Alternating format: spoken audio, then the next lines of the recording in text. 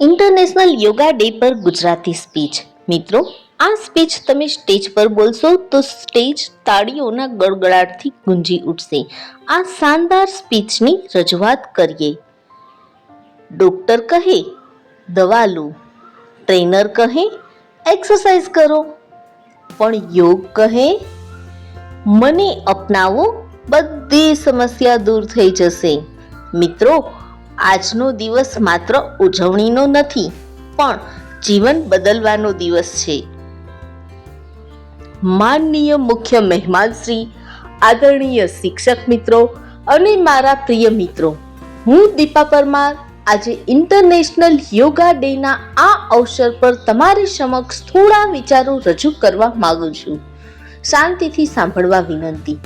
આપણે બધા રોજ શું કરીએ છીએ? મોબાઈલ, સ્ક્રીન, ટેન્શન, દોડધામ વગેરે વગેરે. પણ એક સવાલ છે મારો તમને, શું આપણે ક્યારેય આપણા મન અને શરીરને સમય આપ્યો છે?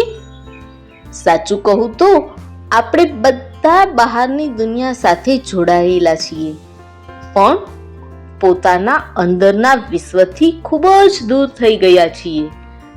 યોગ એટલે માત્ર આસન નહીં, યોગ એટલે જીવન જીવવાની કળા. મિત્રો, જેમ મોબાઈલને ડેઈલી ચાર્જિંગ જોઈએ છીએ ને, એમ આપણા શરીર અને મનને પણ યોગ ચાર્જિંગ જોઈએ છે.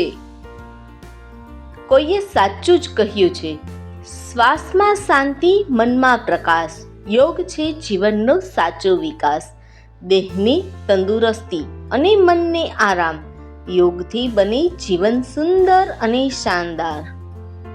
યોગ આપણને આપે છે તંદુરસ્ત શરીર, શાંત મન, વધુ ધ્યાન, આત્મવિશ્વાસ અને વિદ્યાર્થીઓને કોન્સન્ટ્રેશન, શિક્ષકો માટે સ્ટ્રેસ રિલીફ અને બધા માટે બેટર લાઈફ તો ખરી જ.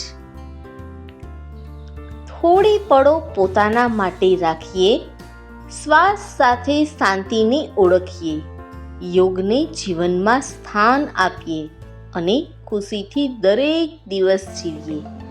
બધા એમ કહે અત્યારે સમય જ ક્યાં છે, પણ સાચું કહું, સમય નથી એ કહેવું તો માત્ર બહાનું છે, બહાનું.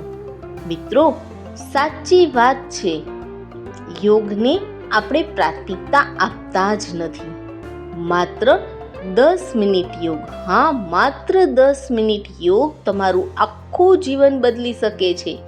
દવાઓથી નહીં, આદતોથી જીવન બદલાય છે, અને સૌથી સારી આદત છે યોગ.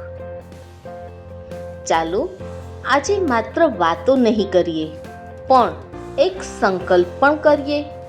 રોજ ઓછામાં ઓછી 10 મિનિટ યોગ કરીએ અને સ્વસ્થ, શાંત તેમજ ખુશ જીવન જીવીએ. અને હા, તમે દરરોજ કેટલા મિનિટ યોગ કરશો? જવાબ જરૂર કોમેન્ટ કરજો. યોગ અપનાવો, જીવનને સુંદર બનાવો. ધન્યવાદ.